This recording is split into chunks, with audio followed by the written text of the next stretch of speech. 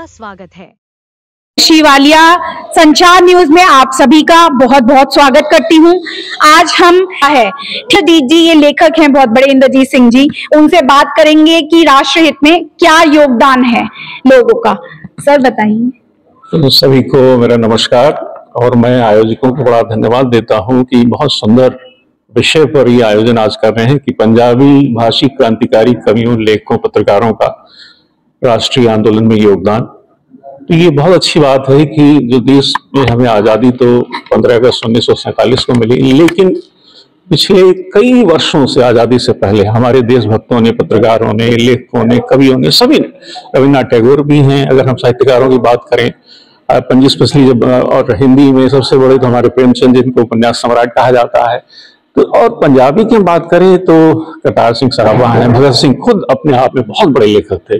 जैसे communist manifesto जारी किया गया था एंजे थॉमस के द्वारा, तो भगत सिंह जी ने भी जेल में रहते हुए ये उन्होंने सपना देखा था, एक मैनिफेस्टो जारी किया था कि आने वाला समाज कैसा होगा, और उन्होंने बहुत अच्छी बात है जो मुझे लगता है, और समाजवाद बेसिकली रूस से बहुत प्रभावित है, और उन्होंने जो कल्पना की थी कि एक ऐसा समाज होगा जहां निजी भूमि नहीं होगी, यानी भूमि का राष्ट्रीयकरण किया जाएगा, किसानों पर कोई कर्जा नहीं होगा। हालांकि अभी भी आंदोलन पीस चल ही रहा है और ये आंदोलन इसलिए होते हैं, तो उनका मजदूरों और किसानों पर बड़ा जोर था कि, और वो ये चाहते थे कि ये जो दान दिए जाते हैं ये स्थिति होनी नहीं चाहिए, हम ऐसे समाज की रचना करें सब बराबर हो। तो लेने वाले और देने वाले में जो भेद होता है वो नहीं होना चाहिए कि आप दान दे रहे हैं, करुणा का भाव आ रहा है, वो ठीक है, हमारे यहाँ है भी, लेकिन वो चाहते थे ऐसा समाज हो जिसमें किसी को जरूरत ही ना पड़े दान लेने की, यानी सभी के पास अगर नौकरियां हैं, सभी के पास अपना मालिकाना हक है, सबको, उनको, उनका जो विजन था उसमें उन्होंने जो घोषणा की थी कि सबको आवास की सुविधा दी जाएगी, शिक्षा की सुविधा, रोजगार की सुविधा, और निजीकरण की बजाय राष्ट्रीयकरण की बात करते तो कहते सारे किसान सामूहिक खेती हो, और उससे क्या होगा कि भाईचारा पैदा होगा। जो हमारे यहाँ हिंदू, मुस्लिम, सिख, ईसाई हैं तो वो भाईचारे की बात करते थे। और राम प्रसाद बिस्मिल, क्योंकि वो फाउंडेशन तरफ से आयोजन है, उनका तो सरफरोशी की तमन्ना अब हमारे दिल में है, देखना है जोर कितना बाजुए कातिल में है। भगत सिंह हमेशा, और भगत सिंह के साथ जितने भी उनके साथी थे, सुखदेव, राजगुरु, जितने भी लोग थे, सब ये गाना, ये गीत सबके होठों पर था। और आज भी मुझे लगता है कि ये गीत जब भी आंदोलन होता है, चाहे छात्रों के द्वारा, किसानों के द्वारा, मजदूरों के द्वारा, जब भी सरकार से नाराजगी होती है, अपनी बात मनवानी होती जनहित में, तो ये आज भी। और कितनी, देखिए, भगत सिंह को शहीद आजम कहा भी इसलिए गया है कि 23 साल की उम्र में ही उन्होंने इस फानी दुनिया को अलविदा कहा। और वो उनके पिता एक बार माफीनामा के उन्होंने अप्लाई किया था, तो बहुत नाराज हुए थे कि भाई मेरे माफीनामा नहीं होना चाहिए, और मैं इस बात से बड़ा खफा हूं कि आपने मेरे बिना पूछे सरकार को, आपने जो फांसी की सजा है उसको बदलने की बात कही है। तो वो बड़े नाराज थे, वो कहते हैं कि मेरा जीवन देश को समर्पित है। और उनके ऊपर इतने ज्यादा फिल्में बनी हैं, मनोज कुमार की फिल्म आई, अजय देवगन की आई, बॉबी देओल की आई, बहुत सी फिल्में, और ये अच्छी बात लगातार आनी चाहिए, इसी बहाने नई पीढ़ी को। हालांकि देखिए, शैलेंद्र, जो जिन पर मैंने साहित्य अकादमी से मेरी किताब आई, भारतीय साहित्य के निर्माता शैलेंद्र, उस पर मैंने काम किया, वो शैलेंद्र खुद जो है वो बहुत बड़े फैन थे भगत सिंह के, और उन्होंने भगत सिंह पर बड़ी अच्छी कविता लिखी थी 1948 में। भगत सिंह इस बार न लेना काया भारतवासी की, देशभक्ति के लिए आज भी सजा मिलेगी फांसी की। वो ये भगत सिंह कहते थे कि देखिए, हम जो चाहते हैं कि जो समाज में परिवर्तन हो, तो हम ये नहीं चाहते हैं कि ट्रांसफर सत्ता का, हम चाहते हैं कि जो ट्रांसफर हो सत्ता का, उसमें मजदूर और किसानों का सबसे बड़ा उसमें सत्ता में हिस्सेदारी होनी चाहिए। और हम नहीं चाहते हैं कि वो गोरे अंग्रेजों की बजाय काले अंग्रेज, यानी भारतीयों के लिए कहते थे बड़े जो पूंजीपति सत्ता में बैठे, तो उनका विजन था। और वास्तव में वो गीत फिर शैलेंद्र ने लिखा भी, क्योंकि वो होता है जब सपने सच नहीं होते। हालांकि हमारे लोगों ने बदला भी, बहुत बदलाव आया है, बहुत बदलाव है, लेकिन आज भी लगता है कि भगत सिंह के जो सपनों का जो भारत है, चंद्रशेखर आजाद के, और तमाम हमारे जितने भी शहीद हुए, जिन्होंने कुर्बानी की वजह से हम स्वतंत्रता की सांस ले पा रहे हैं, तो हम उनको बड़ा नमन करते हैं। और आने वाले समय और ज्यादा बेहतर हो, सबको सुख का एहसास हो, आजादी सबको मिले, जिसको बोलते हैं हक का निवाला सबके पास हो, स्वतंत्रता का उजाला सबको मिले, तो यही सबकी ख्वाहिश होती है और हमें लगता है कि इस तरह के जो सपने हैं जो सरकार पूरे भी कर रही है और आने वाले समय में और बेहतर समाज हो, जो सही माने में रामराज कहते थे कि सब बराबर हो। तो ये बहुत आयोजन के लिए मैं आभार व्यक्त करता हूँ आयोजकों का कि इस तरह का बहुत सुंदर आयोजन किया है। और पंजाबी एकेडमी और राम प्रसाद बिस्मिल फाउंडेशन की तरफ से जो आयोजन हो रहा है तो मैं उन आयोजकों का भी बहुत आभारी हूँ। एक सुंदर आयोजन कर रहे हैं और जो नई पीढ़ी है उनको इन शहीदों के बारे में, उनके शहादत के बारे में, उनके योगदान के बारे में जानकारी मिलेगी। बहुत बहुत आभार। बहुत बहुत इंद्र जी का बहुत बहुत धन्यवाद। उन्होंने इतनी अच्छे विचार प्रकट किए और बताया कि कैसे लोगों ने अपना योगदान दिया, क्रांतिकारियों ने। तो और भी लोग हैं जिनसे आज हम वार्तालाप करेंगे इस कार्यक्रम के रिगार्डिंग, तो बने रहिए संचार न्यूज के साथ। मैं मिशी। आदरणीय महोदय, उत्तर प्रदेश पंजाबी अकादमी लखनऊ के तत्वाधान में लीलावती इंटरनेशनल स्कूल गाजियाबाद के सुंदर प्रांगण में आयोजित एक दिवसीय राष्ट्रीय संगोष्ठी में सम्मिलित होने का सुअवसर प्राप्त हुआ। यह अत्यंत हर्ष का विषय रहा कि इस संगोष्ठी में देश के विभिन्न प्रांतों से विद्वज्जन उपस्थित रहे, जिससे कार्यक्रम की भव्यता और सार्थकता स्पष्ट रूप से परिलक्षित हुई। इस आयोजन के माध्यम से आप जैसी महान विभूतियों से मिलने और आपके विचारों से लाभान्वित होने का अवसर प्राप्त हुआ, जो मेरे लिए अत्यंत प्रेरणादायक रहा। आपकी प्रतिभा और विद्वत्ता सराहनीय है। भावपूर्ण एवं सफल आयोजन के लिए संस्थान के सभी पदाधिकारियों को हार्दिक बधाई एवं शुभकामनाएं प्रेषित करती हूं और उनके उज्जवल भविष्य की कामना करती हूं। आशा है कि संस्थान भविष्य में भी इसी प्रकार के सार्थक कार्यक्रमों का आयोजन करता रहेगा। भविष्य में पुनः किसी कार्यक्रम में आपसे भेंट की आशा के साथ बहुत बहुत संचार न्यूज से ग्राउंड रिपोर्ट निखिल कुमार होली की हार्दिक बधाई एवं शुभकामनाओं सहित।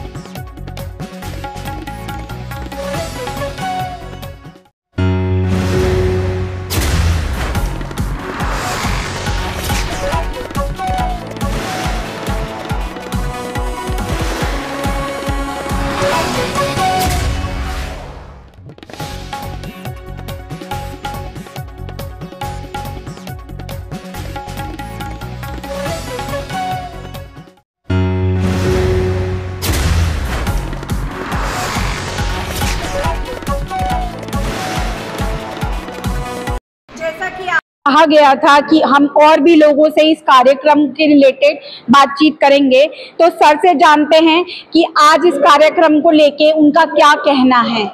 सर, आपका नाम? हाँ, नमस्कार।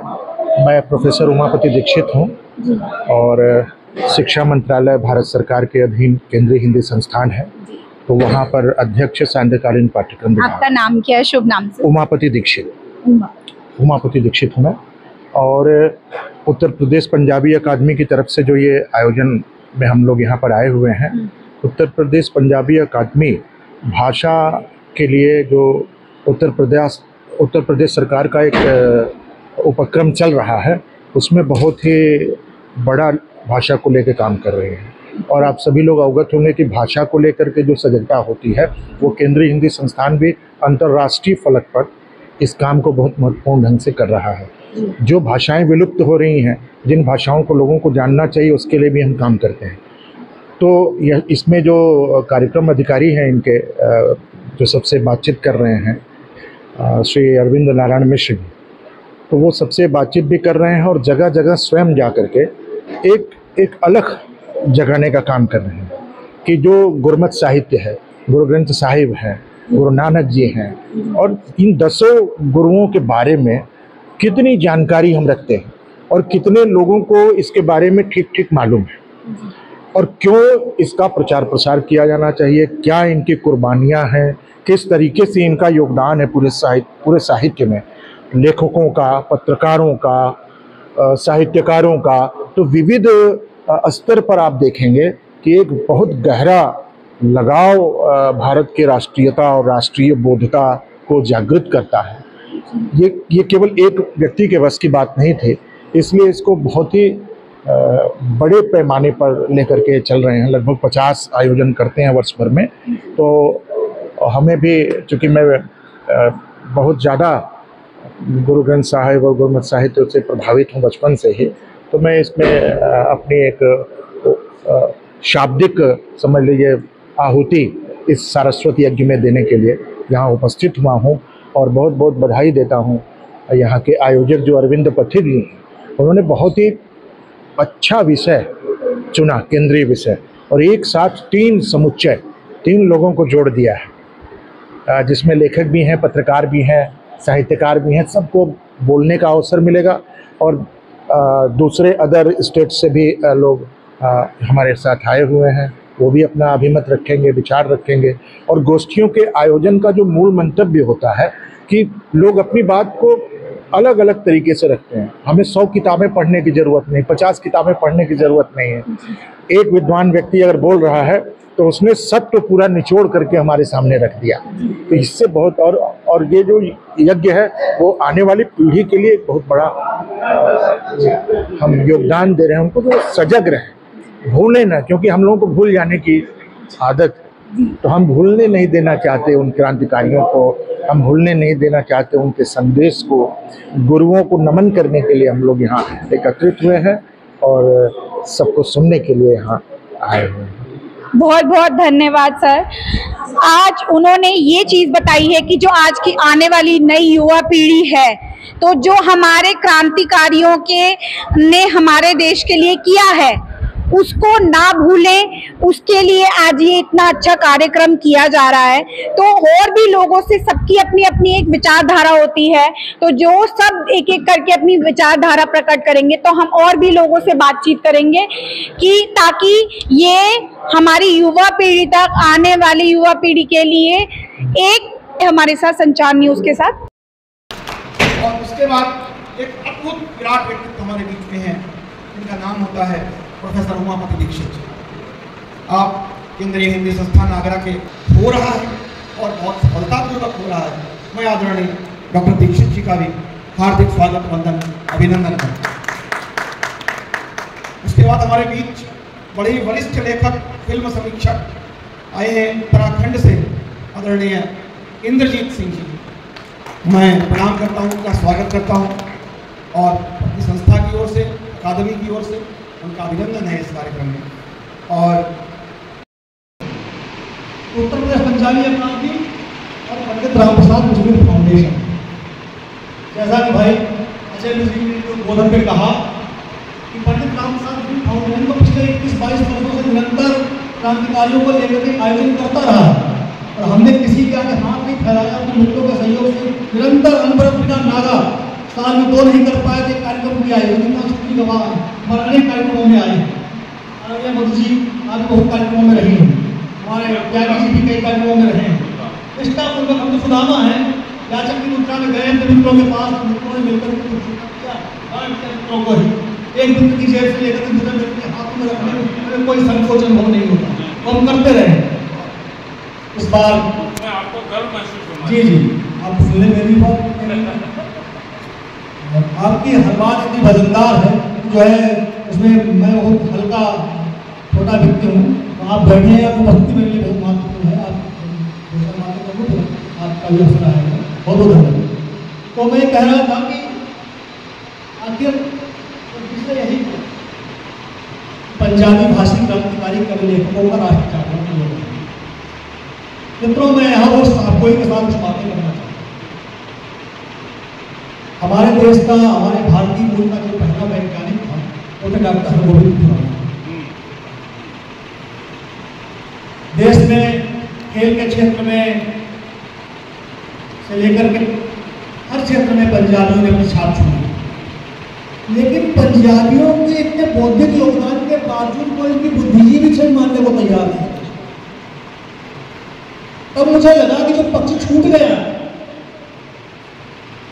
क्रांति में योगदान है, जिनका लेखक के तौर पर योगदान, जो पत्रकारिता के तौर पर योगदान है, देश को जगाने के लिए काम किया है, उसे भी रेखांकित करना चाहिए। और उत्तर पंजाबी अकादमी से बेहतर कोई मंच नहीं हो सकता था, संस्था नहीं हो सकती थी उस काम किया।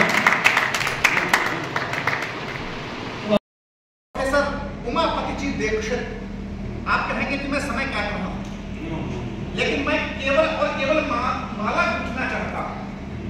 मुझे केवल एक बाबा विश्वनाथ की भूमि के वे प्रसाद है हमारे समाज के लिए, जिसको ग्रहण कर हम लोग धन्य होते हैं, अपने जीवन को, अपने साहित्यिक जीवन को, अपने अकादमिक जीवन को उन्नत करते हैं। उनका एक छोटा सा की रेखांकना विशेष तौर पर कीजिएगा। मैंने कई बच्चों से भी पूछा, कुछ दिनों से जब से आपने विशेष तौर पर अपनी भूमिका संभाली है, आदरणीय अरविंद नारायण मिश्र जी और जितने महत्वपूर्ण लोग यहाँ पर उपस्थित हैं, आचार्य जी को मैं देख रहा हूँ, चिंतामणि ब्रह्मदत्त जी यहाँ पर उपस्थित हैं, यानी जितेंद्र सिंह उपस्थित हैं यहाँ पर, चंचल जी, आप तो साहित्य के कुमार, साहित्य का बेटा हैं आप, और साहित्य का बेटा अगर साहित्य की सेवा नहीं करेगा, नहीं करवाएगा तो कैसे काम चलेगा। उमापति दीक्षित जी का संदेश है कि पंजाबी अकादमी ऐसे स्थानों पर कार्यक्रम करना चाहती है जहां विशेष मुद्दों को रेखांकित किया जाए। मेरे मस्तिष्क में एक नाम, 2 नाम, 3 नाम, 5, 10 नाम तैरते हैं, लेकिन मुझे ये लगा कि यार ये अकादमी, तमाम अकादमियां हमारे यहाँ सक्रिय हैं। क्या दिल्ली में अकादमियां सक्रिय नहीं है? लेकिन कई बार वो सक्रियता, आपको ध्यान है कि वो केमिस्ट्री में कुछ अक्रिय गैसों का समूह है।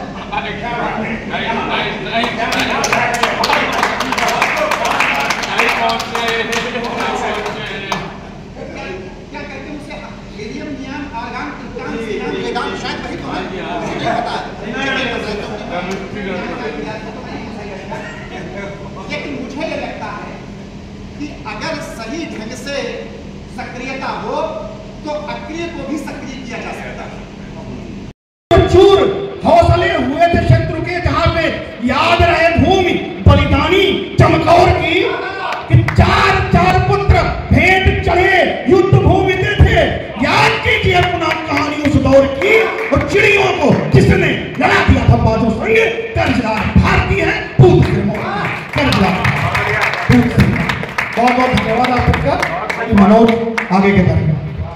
स्वतंत्रता संग्राम में पंजाब का योगदान अविस्मरणीय रहा है। चाहे देश की आज़ादी का आंदोलन हो या भारत की सीमाओं पर बलिदान की गाथाएं या सामाजिक चेतना की बात हो, पंजाब प्रांत ने हमेशा अग्रणी भूमिका निभाई है। विशेष रूप से पंजाबी भाषी क्रांतिकारी कवियों, लेखकों और पत्रकारों ने अपनी लेखनी के माध्यम से स्वतंत्रता संग्राम को नई ऊर्जा प्रदान की। पंजाब न केवल वीरता और बलिदान की भूमि है, बल्कि इसकी साहित्यिक एवं सद्भावना, सांस्कृतिक विरासत भी क्रांति की गूंज से ओतप्रोत रही है। सिख पंथ, जिसकी नींव ही बलिदान और संघर्ष पर आधारित है, हमारे दशम गुरु श्री गुरु गोविंद सिंह जी ने जुल्म के खिलाफ स्वयं तलवार उठाई, सभी को आध्यात्मिकता के साथ साथ आत्मसम्मान के लिए संघर्ष करना और जीने का जज्बा सिखाया। उन्होंने मुगल बादशाह बाबर की हुकूमत को ललकारते हुए कहा, एती मार कई पुरनाने, तैंती दर्द न आया, तैंती दर्द न आया। सरदार भगत सिंह, करतार सिंह सराबा, शहीद उधम सिंह जैसे क्रांतिकारियों को भला कौन नहीं जानता। उनके वो क्रांतिकारी होने के साथ साथ गहन विचारक भी थे। उनके विचार आज भी स्वाभिमान के लिए, आज़ादी के लिए, राष्ट्र निर्माण के लिए प्रेरित करते हैं। जब देश की स्वतंत्रता के लिए संघर्ष छिड़ा तो पंजाबी साहित्यकारों, कवियों और पत्रकारों ने अपनी लेखनी को हथियार बनाया। उनकी रचनाएं केवल प्रेम की अभिव्यक्ति नहीं थी, बल्कि वह प्रेरणा और जागरूकता का स्रोत भी बनी। उनके शब्दों ने लोगों में राष्ट्रभक्ति, सामाजिक चेतना और क्रांतिकारी विचारों की लौ जलाने का कार्य किया। पांच में खड़े नाम को नहीं जानते, लेकिन आप जानते हैं कि सरदार भगत सिंह के चाचा जी सरदार अजीत सिंह स्वयं कितने बड़े क्रांतिकारी। जब पहली आजाद हिंद सरकार बनी राजा महेंद्र प्रताप के नेतृत्व में, उसमें विदेश मंत्री का नाम मेरा था सरदार जिसमें अफगानिस्तान में भी ये बड़े देश के बड़े नेता है, बता रहे थे पहली आजाद हिंद सरकार के दोस्त वो कह सकते हैं कि हम पटेल के लोग जानते राजा महेंद्र प्रताप बनाई चंपाराम पिल्लई और अजीत सिंह के बड़े महत्वपूर्ण मंत्री हुआ पूरा काम कर सरकार 9 देशों की सरकार मानता नहीं थी। प्रवासी क्रांतिकारियों ने जो काम किया जिसमें चंपाराम पिल्लई हुआ करते थे तो और उसमें अजीत सिंह की महत्वपूर्ण भूमिका होती थी, तो वो पहली सरकार ने की।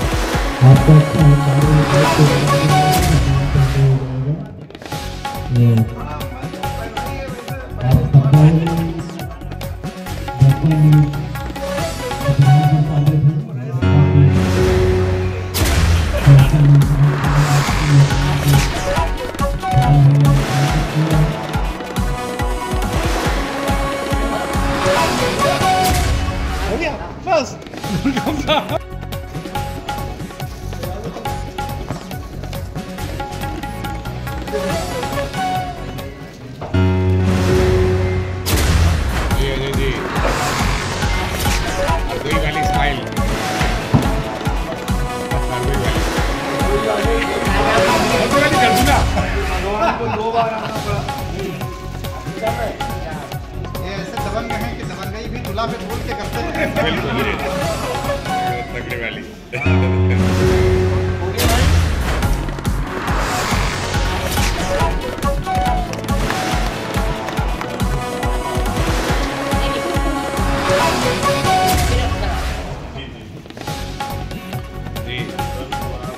इधर देखिएगा एक बार, स्माइल प्लीज।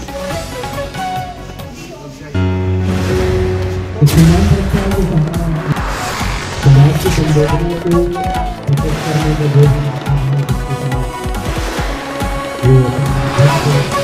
संवेदना को प्रकट करते हैं, उसमें रंग करने सबसे सशक्त माध्यम है जिससे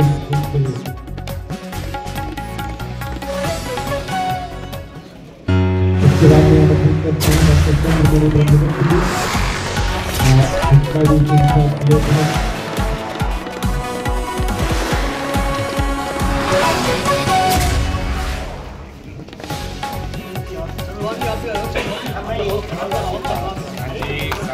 बहुत अच्छा बनाया था, बहुत बेहतरीन। सरस्वती वंदना तो सभी करते हैं।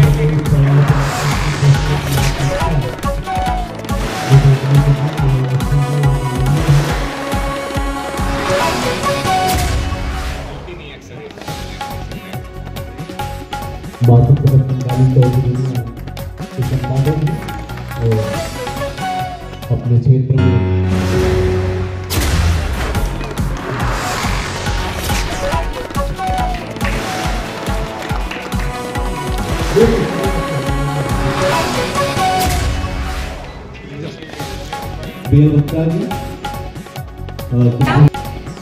हमारे चैनल को ऐसे और भी खबरें देखने के लिए लाइक करें, शेयर करें और सब्सक्राइब करना ना भूलें। मैं विशेष साथ जुड़े रहें संचार न्यूज़ के साथ। सब्सक्राइब और लाइक करना ना भूलें। जय हिंद, जय भारत।